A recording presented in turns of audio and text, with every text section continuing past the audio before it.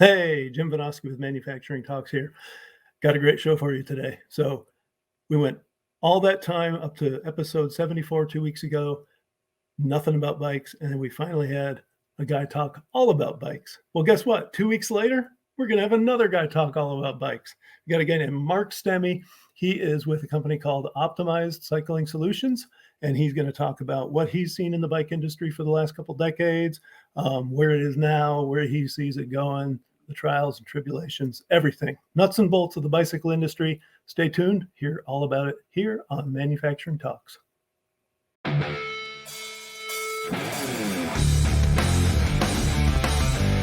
Welcome to Manufacturing Talks with Jim Vinosky. Industry has a million cool stories, and Jim talks to the movers and shakers who are making them happen. Let's dive in.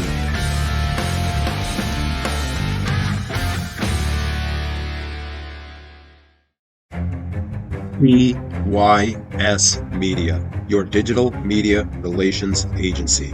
Public relations, website design, digital marketing. You get found by the customers and talent who need your solutions. You get media placements in top publications, the best job candidates coming to your website, a digital presence that gets you found by the right people. Call 616-298-8798 to get started today. Okay. Welcome back to Manufacturing Talks. I'm Jim Vinosky, your host. As always, thanks to DYS Media, our sponsor. Look them up online. They'll do a great job for you on the PR front. And it's so cool because here, just 2 weeks from my very first cycling episode, I have another cycling episode. This one's going to dig into nuts and bolts about all kinds of cool stuff. I've got Mark Stemmy with me. Bring him on. Here's Mark. Welcome, sir. Jim, super good to talk to you again. It is awesome to have you on here. Thanks for joining me. So Mark is founder of Optimized Cycling Solutions. Why don't you start off by telling us a little bit about that, and then, get into your background and how you got doing what you're doing today. Well, I started it about 13 years ago, 2010. I was still working at Intel Corporation at the time. I had done 10 years in the bike industry in a variety of different roles, both in the shop as a mechanic, as well as sales manager, shop manager, sales rep for a while, and a few other things. And then I, met someone, wanted to buy a house and start a family, and you weren't going to really do that. There's been a big career path issue in the bike industry for a long time, level of professionalism, especially at the grassroots level. Mm-hmm. So I decided to go to tech school and ended up at Intel Corporation 18 months later, and was there for 15 years and picked up a lot of skills. I wasn't passionate about it. Let's put it that way. It's harder to be passionate. I mean, it was most rewarding when it was like a division level problem and I was supposed to save the day. That was made it a lot more fun. And I did a lot of failure now, a lot of lines down stuff, a lot of process improvement. And I did a lot of PowerPoints. I did a lot of, I had to roll up data, complex data sets so that it was usable and actionable the next day by engineering teams. So I worked a lot of off-shift stuff to make more money. And, there's a shift differential. But you had to be able to communicate effectively. So when I started to shift back to doing some bike stuff because it's something I was more passionate about, I was employing that data-driven approach, that process improvement type of mentality. I had been into Italian bikes for a long time, since I was probably 15 years old, 16 years old. And I was into Italian cars before that. So Italian cars came first. So there's always been well, it's the combination between the purposefulness and then the beauty, and being able to do both look great as well as win, or provide a high level of that performance, whether it's a 250 GT or it's, a DeRosa, with Campagnolo components, similar kind of experience. And so employing those kinds of principles, if you will. And I just found that at Intel, helping design flash memory devices, that there was an inversely proportional relationship between the device you're making and the number of people and resources it takes to make it.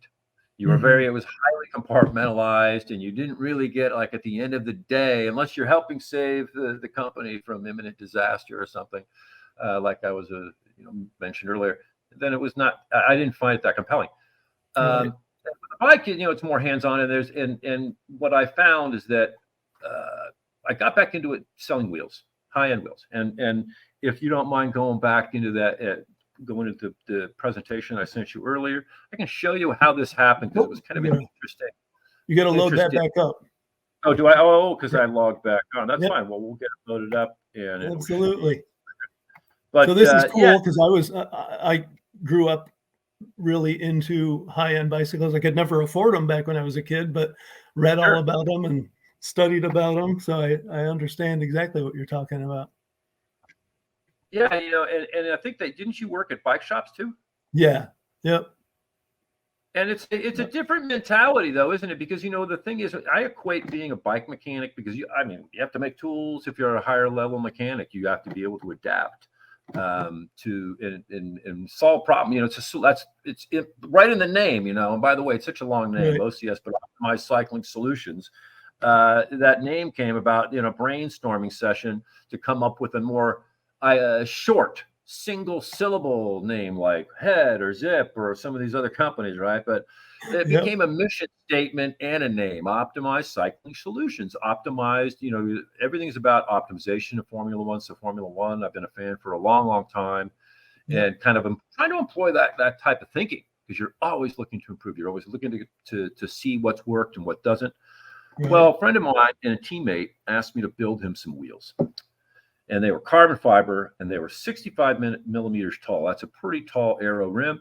Yep. But there was a problem. This was for those of them out there who can't do the conversion, that's over 2 inches tall.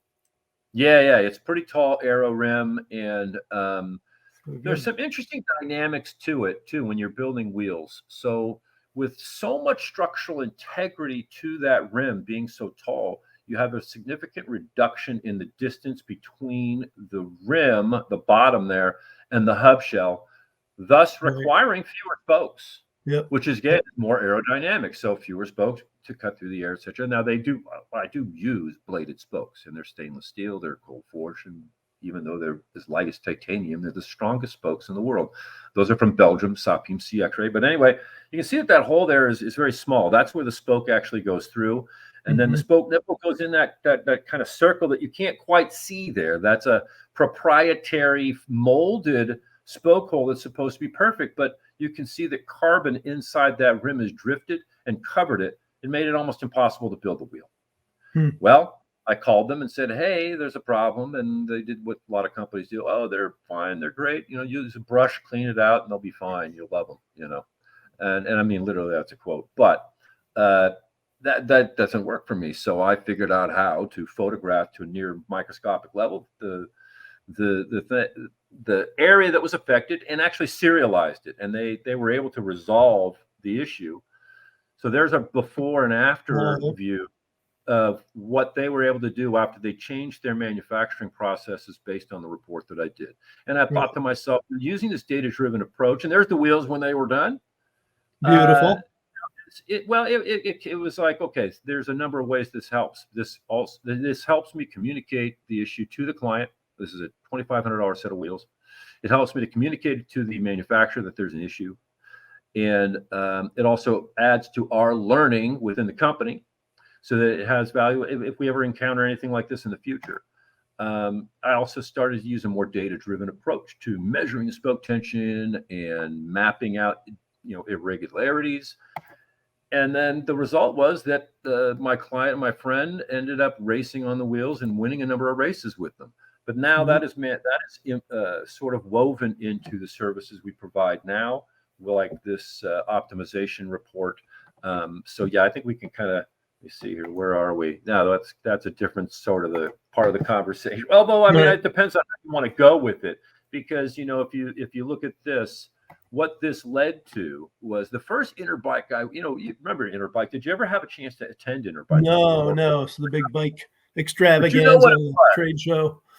Yeah. Well, So it was called a dysfunctional family reunion for the bike industry. Well, it was a place to, which is more apt to, But in any case, it led to a connection with an Italian company called Sarto over in the Veneto region, where they were producing, carbon bikes are very popular now, but oh, yeah. most of them are molded in two pieces, and these guys were doing made to measure tube to tube construction and actually using some of the old frame jigs that they had been used back in the day with steel bikes.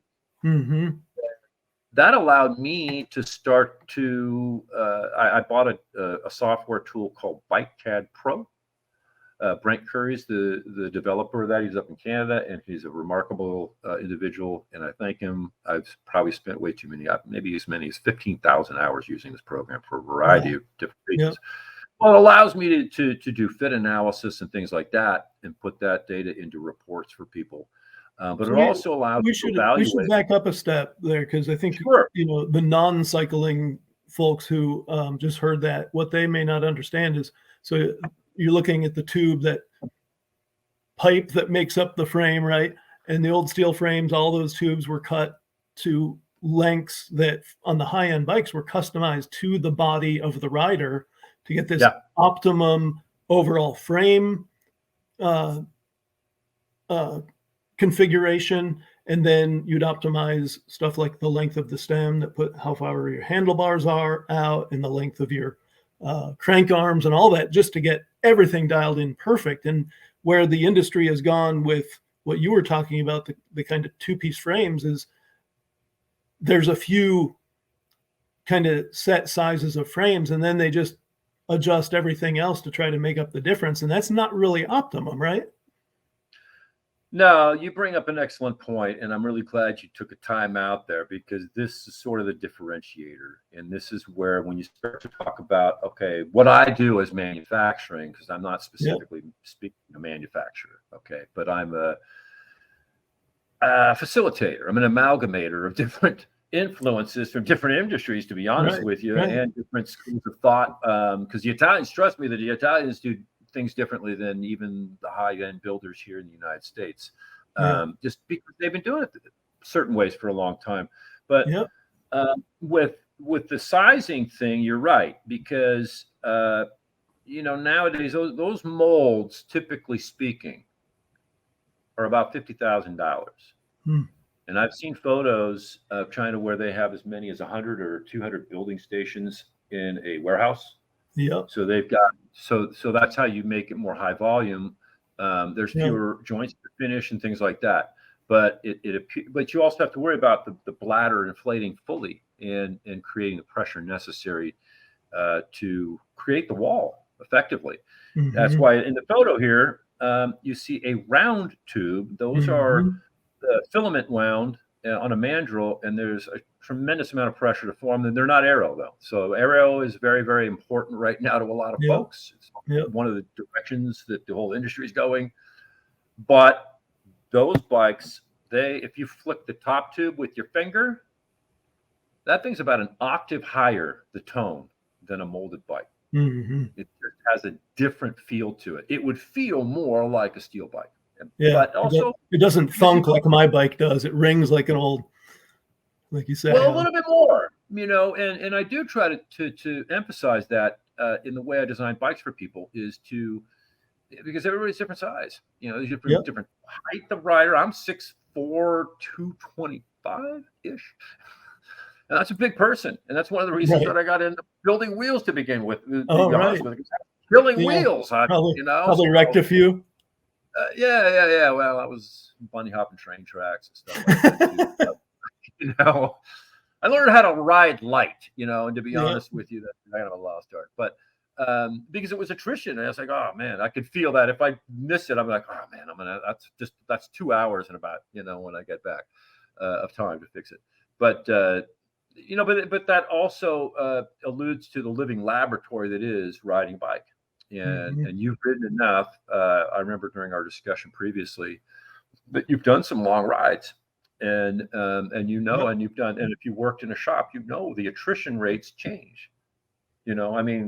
I'm assuming that you've seen that. Did you have any clients that you remember that are particularly egregious on their attrition when you were working as a mechanic?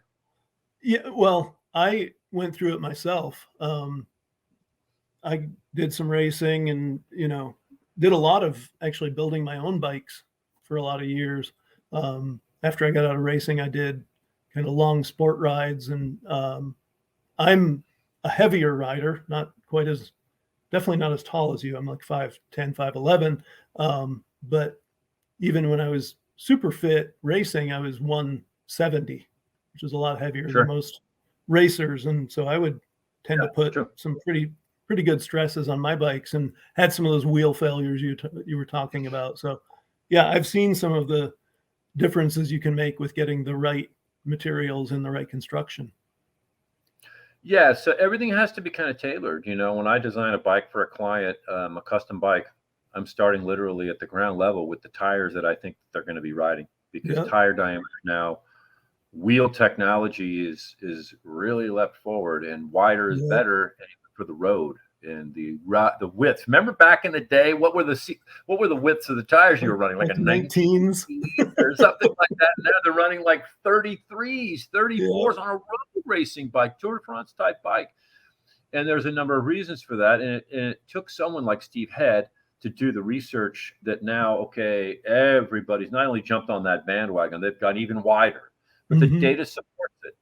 So Yeah, by exactly. running wider rims with, and having less wraparound of the tire, which has turbulence in that area over here, you've got a more vertical sidewall, and you can run lower pressures. You can run tubeless. Apparently, just running tubeless itself yields statistically significantly lower rolling resistance, in addition to better cornering and better comfort, because you're running a little bit lower pressure. Yep. Significantly lower pressure. But that goes into changing architecture for bikes, because I can tell you right now, when I get into bike CAD and start designing a bike, I have to know the outer diameter of the resulting wheel and tire combination.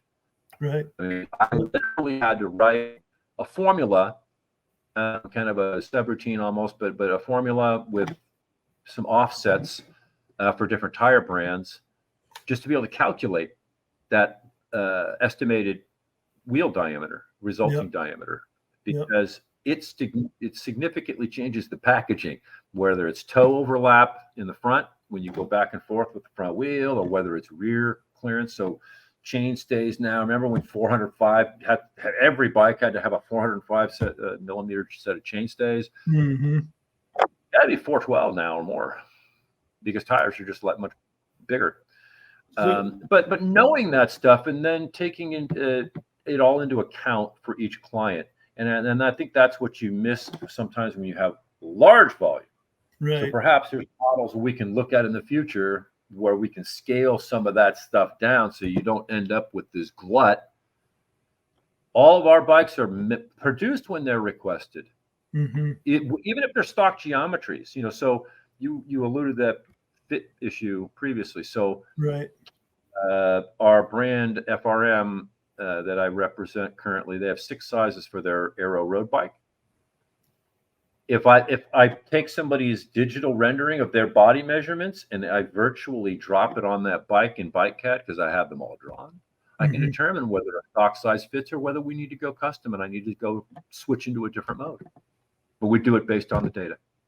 Yeah, and it's very cool, having been in the sport for decades, to see all the advances we've made, whether it's in bike technology itself or in sizing technology, the back and forth on wheel size and diameters and all that.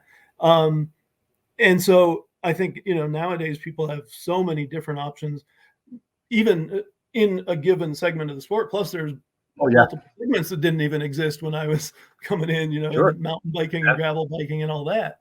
But, the downside is now I'm hearing that there's, some kind of headwinds and a lot of nervousness in the industry. So what's that all about, and where do you see that going in the near future? This is the other shoe dropping post-COVID. So it really is, and there's a number of factors. So it's actually a crisis. I mean, it's a serious crisis within. Yeah. It's really, really bad. I mean, the largest online retailer for bikes in the world, which is the Wiggle/Sigma Group, I believe is going into insolvency. Oh, wow. This I is didn't like know that. this is tectonic, and it's not the only incident of major. So Van Moof bicycles. I don't know if you heard about this. This is just a really example of the culture of VC momentum to want to penetrate a certain market because you see something that's compelling. So Van Moof is an e-bike company that, and I don't know if you've heard about this at all. This is just detonation. They raised like something like $137 million. But these unique bikes, they had a great design and everything. You may have seen it. Yep. They look like a regular bike. And then the top two maybe extends off the back. It kind of has this unique tail end where it goes past the seat tube, etc. There's like a tail light and there's access to, I can't remember. But the bottom line is that they were not cheap bikes. They're like $3,000, $4,000 bikes. They kind of have this cult following in a way. But almost all the parts are proprietary. They also had no arrangements to sell direct to consumer for service in the field or support. Oh, geez. Mm-hmm. So basically, if you get a flat, they just send you in. And this is obviously not, viable long term. Bottom line, because of the proprietary parts and restraints, constraints in shipping, etc., logistics during COVID, they just also had a complete detonation and implosion recently, or in receivership, I believe. And so these, and so to as to why this is happening, I heard an interesting podcast recently with one of the executive level individual from Wiggle/Sigma, because this was an ongoing story at the time. I mean, it was evolving at that moment in real time. And one of the things he brought up, and I thought this was interesting, and I'm wondering if you ever heard of anything like this before, was the fact that dealers were so desperate to get, because there was huge demand during COVID for bike stuff. Every bikes, I mean, it was like vaporware. Nobody had anything. Right. The situation during COVID was very interesting because there was massive demand for bikes, service, parts, anything related, tires, rubber, anything like that. Yep. And then what you saw was so much pre-ordering that when the stuff was actually shipped, at this point now, not only do dealers have, especially dealers that represent some of the larger brands, are stuck with a tremendous amount of inventory. Yep. They also have a ton of stuff that there was part of their pre-order conditions that means that they're on the hook for more product, and the economy is down so that a lot of people aren't buying necessarily buying new bikes. Right. Or they bought one during COVID. Right.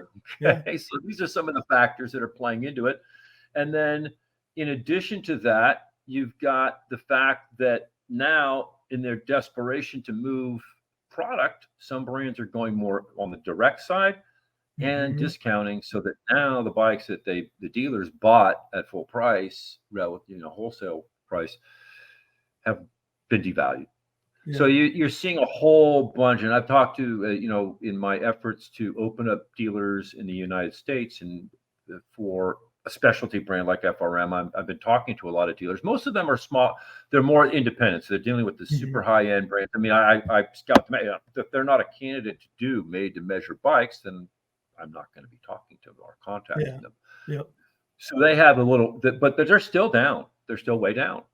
And they were up. They had in some cases, the best year they ever had, like in 2021, for example. Yeah. But that's when the first trickle of stuff started to hit shores after the doldrums of nothing being available. Yeah, not having anything. Now what we're seeing is this a wave of product availability to the point where there's talk of either just eliminating a model year or eliminating model years altogether. Mhm. So in the custom bike world, we don't really have model years so much. Right. The next product evolution is the next bike. Yeah. They're all handmade. Yeah. But of course, there's a different scale there. So I mean, that's not necessarily something that you want. But I think that there's something in between. It seems Yeah. to me the industry is moving in a direction where you could, because you got to limit something like this. What are we going to learn from this, or are we? Mhm. It is a crisis right now. People are losing their livelihoods, and so it's also a matter of, I think, that the correct forecasting. If the bike Right. industry, in Italy, it's serious. It's a serious business because it's a bike type country. We were a bike country until the 1920s, and things shifted. Yeah. But when you used to go to Interbike, there was an Italian pavilion.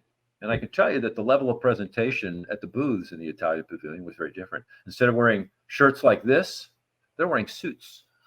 Mhm. It was just a different vibe. Yeah. But there's still this thing of the bike industry being somehow sort of not as legitimate of an industry as others. Right. So maybe you can speak to that. I'm curious what your input, your impressions have been. Well, coming from the more generic manufacturing world, it certainly makes perfect sense what the bike industry's been through. And so you alluded to some of those COVID effects that people may not be aware of. Is when COVID hit, within a few weeks' time, there were no bikes anywhere to be found. I mean, literally, it was so lucky. My wife wanted a new bike that spring of COVID, and I think we went into the Oh, shop really?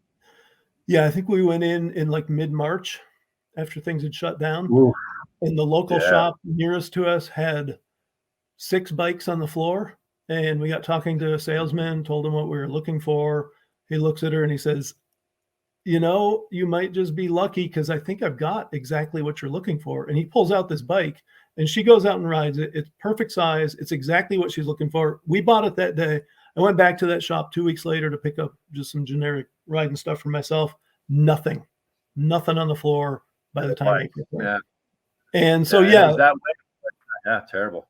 and I hear what you're saying. So people kind of went a little overboard in trying to get stuff wherever they could, making orders, and now it's just this glut and product coming from all over the place, and you got stuff that's not moving because of the economy. So your inventory is already out of control. Plus, you have all this stuff coming in that you And ordered then the that is value just now drops showing up. because the pervasive discounting means that now it's worth less as Yeah, well. And then you still got commitments to 2024 bikes. yeah, It's, yeah.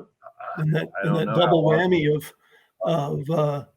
where everyone ran out and bought a bike who was gonna buy a bike 3 years ago. They're not back in the market and won't be for Right. a few years at That, best, right? well, I Yep. mean, it's interesting because, product cycles in the bike industry have gone a little nutty as far as the tech involved because, Oh, yeah. let's face it, I'm right. The bike that you see on over my shoulder here, that bike, the frame is from it's a Girchodi, Columbus SP tubing for big people, right? Thicker wall, etc. But the Grupo, the components is Campagnolo Chorus from 1992, I think. I mean, really old stuff, but I still get around Yeah. on that bike. Well, You yeah. know, Yeah. and do some good sector times and whatnot, but relative to my fitness. But the point is, it works. So Yeah. now we've got hydraulic brakes, we've got Yeah. Yeah. electronic gear systems, Yeah. and there are some amazing things that they can do. Yeah. However, I don't know what's going to happen after there is an EMP attack. The bike just goes dead. Mm. Yeah. That's crazy. I mean, and it sounds a little bit goofy, but in another respect, it's so technology driven. It's dependent Yeah. upon Like everything. certain supply chains just for sustenance, because you have to update the firmware on the components nowadays. I do it with That's either a cell crazy. phone. That's why I've got my tablet, on my work stand at all times, Mhm. because but it also provides some remarkable data. So for a data-driven person like myself, and usually it used to be the only Campagnolo was doing this, where you could track the amount of mileage in every single cog, Mm. every Yep. combination. You could see the number of shifts, total number of shifts actuated for both front and rear derailleur, as Yep. well as adjust the shift rates of movement. Okay. Lower attrition at a slower speed, but not as, appropriate for racing. Yeah. There's a Yeah. lot of tailorability. I'm decidedly Go old ahead. school. Well, yeah, to some people for whom that is extremely important, other people, they don't have a choice now because everything's Right. migrating that direction. The fact Right. is that, say, for example, Tram on their rival AXS groups, which is a sort of entry-level electronic group, relatively Mhm. speaking, it has that same functionality now. Right. And all those parameters, I'm like, really? It's becoming ubiquitous that you have that level of tailorability.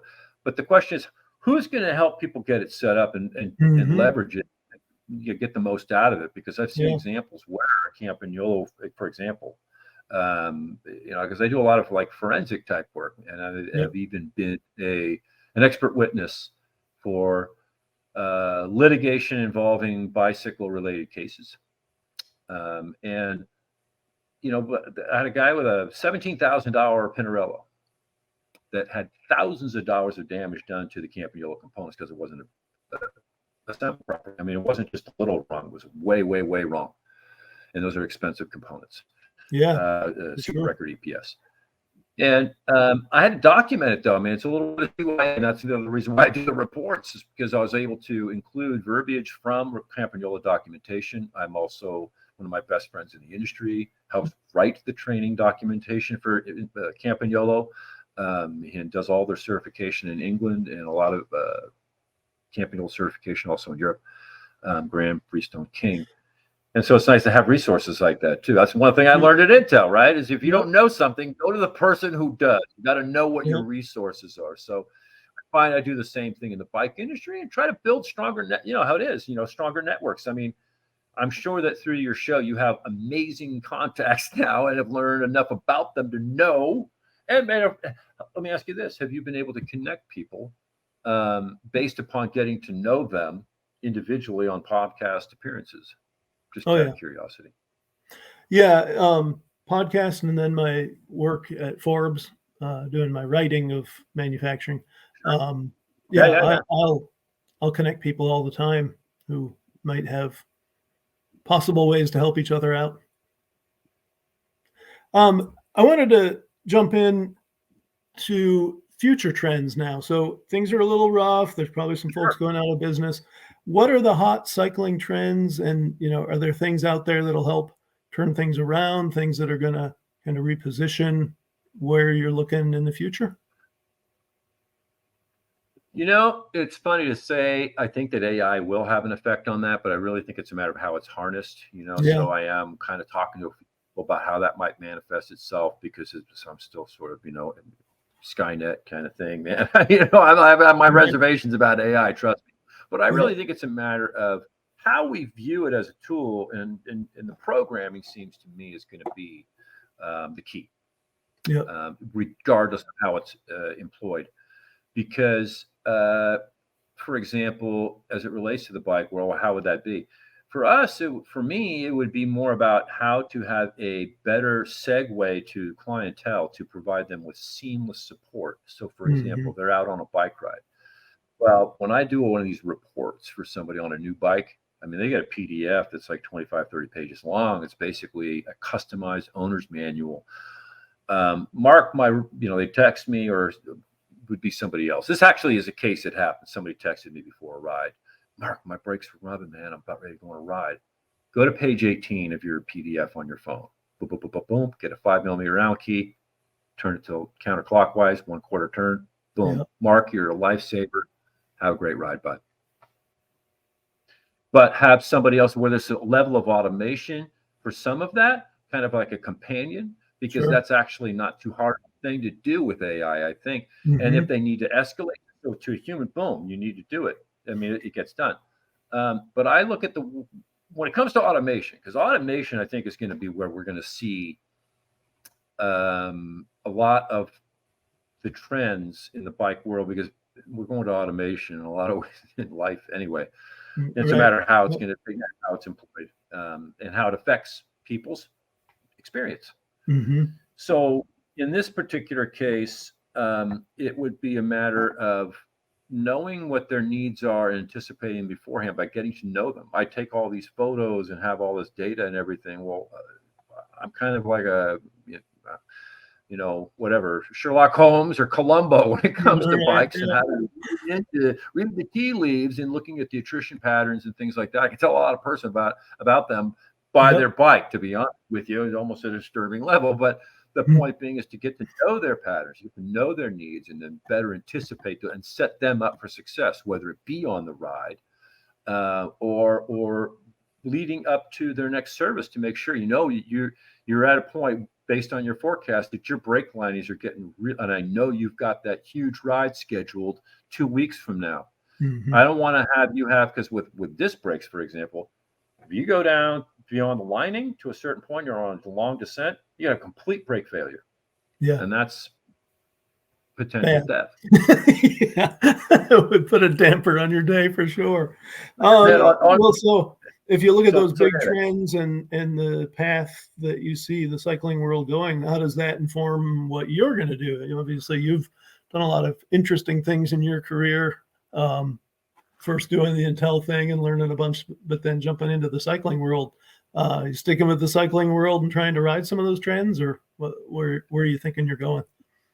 Well, there's actually a large roadmap for OCS, but it starts small. And right now it's to help other dealers be successful, to be an ambassador of cycling. I'm going to be launching my own podcast, The Bicycle Podcast, or The Bicycle Podcast. Very cool. Is tentative with the name, which is available apparently. And it's to bring in people from all sectors of the bicycle industry and to talk about things like the crisis of what's going on right now, where we're going, how we can, potentially help one another. Mm-hmm. Because the model that I use to sell bikes, by drawing them up, getting somebody's measurements and seeing what fits, what doesn't, something like that could be utilized to help liquidate and align people with bikes wherever they happen to be, and to help dealers maybe collaborate effectively. Because right now, I mean, it's bad. And also to grow the legitimacy of the activity, because as we change infrastructure, we spoke earlier about, how dangerous it can be. And there are models to create infrastructure where bicycles and motorists are separate. And I think that would help to sell more bikes too, if people can safely ride them. Yeah. But as far as the technology goes, I think it's going to continue to see more feature-rich experience. But how sustainable is it if you don't have the right people in place, having the right career path options? I mean, that's something that we're going to be talking about. And with the model I use there is think R2D2 instead of C3PO. Man, nobody likes C3PO. I mean, the more humanoid version of the robot is not the one people connect with. They use a pop culture reference that a lot of people know, but I think to have it be less intrusive and more collaborative, and I think that's kind of verbatim, kind of the direction I'm looking in the future. Okay, we're almost out of time here. Is there anything we haven't touched on that you want to share with the folks out there? Just that there's a reason why it was bike mechanics that solved the challenge of powered flight, the Wright brothers. I knew that's where you're going. You have to be adaptive. No, you have to be adaptive, and it's about that. Because I equate being a bicycle mechanic to being a tinker in the medieval kind, where you had to be able to make anything work. Yeah. Right. You had to almost be a medical worker. And I think we can look at our structures too that way, of looking at how it all fits together, and build our organizations that way too. It's not an easy challenge to do business in any sector right now. And rather than there's a tendency, and you probably experienced this, man. I don't know why it is, but every bike shop hates every other bike shop. I would rather see it be No, I it have is. It's experienced that. You're right. it's pretty much a given. But I'd rather see them collaborate Yeah, for sure. because we're all in this together. Where rising tide, lifts all boats, and we can kind of leave it on that note, man, because that's kind of where the direction I'm going right now. Well, very well said. Yes.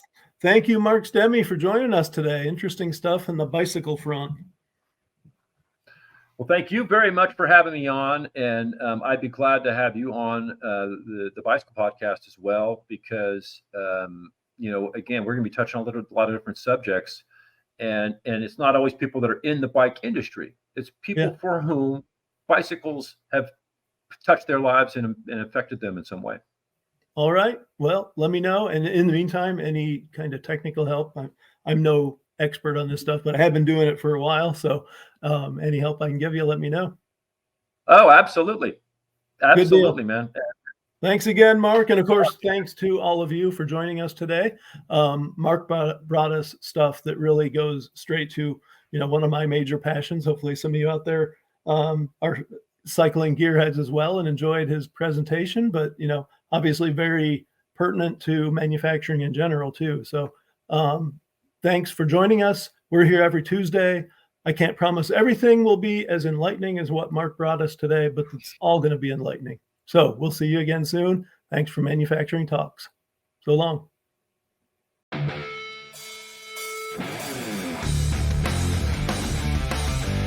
Thanks for tuning in to Manufacturing Talks with Jim Benoski. Watch for new episodes dropping every Tuesday. And don't forget to like, share, comment, and subscribe.